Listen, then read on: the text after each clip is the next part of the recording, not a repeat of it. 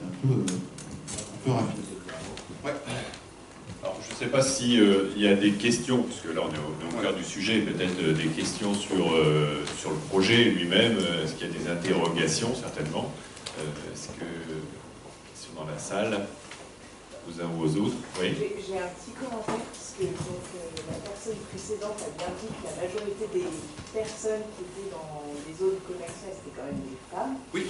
Et là, vous avez vu que dans votre panel, il n'y en avait qu'une. Oui, oui, tout à fait. C'est pour ça que je le dis. Concrètement. Si ça n'avait pas été important, je ne l'aurais pas dit, mais c'est pour ça que je le dis. De toute façon, là, c'est juste qualitatif, c'est juste une première démarche. Hein.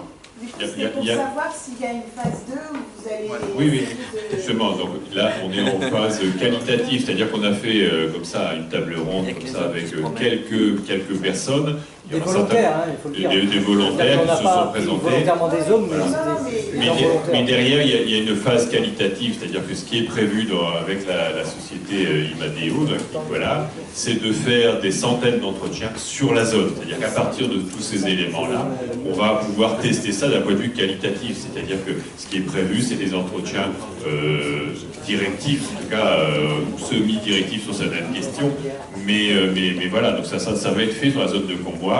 Est-ce qu'on aura le temps de les faire en juillet ou ce sera plutôt en septembre, certainement. Donc, mais ça fait partie de la prochaine démarche, c'est-à-dire qu'on veut valider des choses.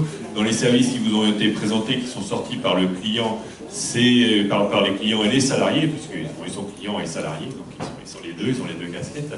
On voit qu'il y a beaucoup d'humains, il y a des choses aussi qui ne sont pas à mettre dans le projet Pouvoir Cross-Canal, parce qu'on ne va pas s'occuper de nous des espaces verts. En tout cas, c'est un ressenti d'avoir un lieu de vie, puisque les lieux de vie se développent dans les centres commerciaux, et à l'espace Comboire, il n'y en a pas, donc les salariés le réclament et les clients aussi le réclament, on va voir ça, mais on peut imaginer un espace comme ici où les gens, Nicolas qui est sur Annecy parlait du centre courrier, donc c'est un centre commercial et c'est plus facile dans un centre commercial, mais un endroit où les gens peuvent recharger leur portable, échanger un lieu de vie et qui sont des lieux business en même temps. Le client se sent bien, donc il reste plus longtemps. Il vient avec plus de plaisir. Donc ça, c'est des choses, c'est compliqué à le faire quand on est sur une zone indépendante. C'est pour ça qu'il y a une foncière assez simple, mais dans des zones indépendantes, on va essayer de trouver des solutions pour mettre des nouveaux services sur la zone.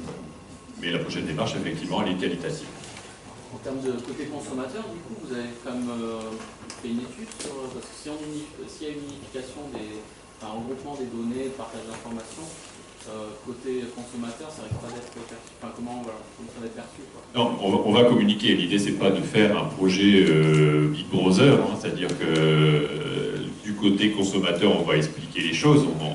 À ce niveau-là, quand je parlais par exemple des véhicules qui rentrent, si on est capable d'identifier à partir des plaques d'immatriculation de l'origine, donc ça c'est des sociétés qui ont des brevets là-dessus, hein, c'est-à-dire que quand on passe au péage, ça se fait facilement, hein, c'est pas la peine de péter la barrière, de toute façon ils ont vu votre voiture, ils savent très bien qui vous êtes, donc on est capable de faire ça pour identifier d'où viennent les gens, mais on se fout de savoir si c'est monsieur Renoir Tal qui est rentré sur la zone, ou si c'est monsieur Inclar, quoi. On veut savoir de quelle origine il vient.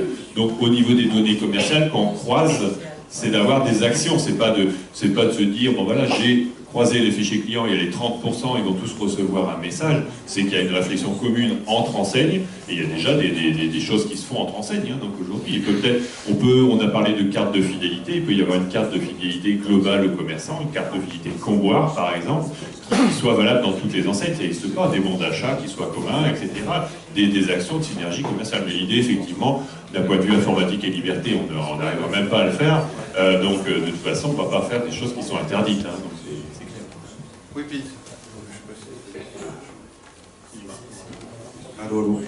Oui, puis pour rejoindre les deux remarques, en fait, la volonté, c'est de dire, on ne veut pas seulement un laboratoire technologique qui va servir à personne. Donc, à travers Focus Group, qui est qu'un début et qui, effectivement, quand on parle client, doit concerner les clientes, et à travers des réactions ou des attentes que peuvent avoir les clients, on affinera le projet. Le but, c'est effectivement de dire aujourd'hui, il y a deux volets, il y a ce qu'on pourrait faire et puis il y a ce que les gens, consommateurs, souhaitent ou aimeraient qu'on puisse faire sur une zone comme celle-là. Donc on va effectivement confronter les deux. Ce n'est que le début de cette démarche. L'association de commerçants, elle est puissante.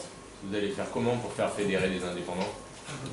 Donc là, Achour expliquera ça juste dans la table ronde. Il y aura une table ronde commerçante tout à l'heure. Donc puissante, c'est peut-être pas le terme aujourd'hui. Elle est surtout en devenir sur un projet comme ça. Les principales enseignes sont déjà dedans. Donc voilà, les poids lourds sont dedans. L'idée, c'est de fédérer derrière. Mais si on fait des vrais services, les commerces indépendants ont tout intérêt à rejoindre. Donc il y a des services qui vont être des services macro, d'ailleurs à l'ensemble de la zone. Quand je parle de fluidifier le trafic, ça va être du bien pour tout le monde. Après, je prends l'exemple par exemple de King Jouet, si King Jouet veut savoir quelle voiture, de l'origine des voitures qui se met dans le parking devant King Jouet, c'est King Jouet qui va regarder ça, quoi. Donc c'est après, il y a des choses qui vont se passer au magasin, voire dans le magasin. Et après, chaque indépendant, on ne pourra pas imposer aux commerçants. Ouais, du coup, pourquoi vous n'avez pas intégré les bailleurs au projet? Pas à ce stade. Il y a une ASL qui existe, l'association syndicale libre sur Convoir, et qui fonctionne peu ou pas, parce qu'il n'y a pas de projet commun sur cette intervention. Mais elle pourrait être effectivement réactivée pour faire des actions plus Accès Violo, donc du métro. D'un point de vue général, concernant les associations de commerçants, que ce soit en centre commercial ou en centre-ville, on sait très bien que le 100% d'adhésion, d'implication n'existe pas. Ce qui est important, c'est d'avoir des acteurs importants qui sont mobilisés sur le projet et qui, eux, vont avancer. Après, effectivement, si on s'intéresse à ceux qui sont réfractaires, il y en aura toujours, et c'est de toute façon pas eux avec qui on va faire avancer le projet. Et vous allez avoir donc les réponses maintenant, puisqu'on va passer aux deux tables rondes. Je vais laisser